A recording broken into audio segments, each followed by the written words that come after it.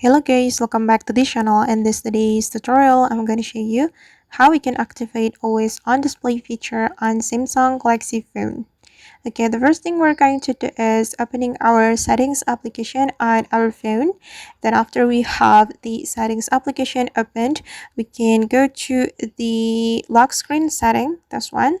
Tap on the setting and here we can activate the always on display feature. Tap on this option and you can activate it by tapping on the circle button. Okay, I know the always on display feature has been activated, and when you activate the always on display feature, you will be able to show a clock and notification when your phone isn't in use. And here you have four options. You can choose tap to show, show always, show as scheduled, or show for new notification. And for me, I'm gonna go with show always.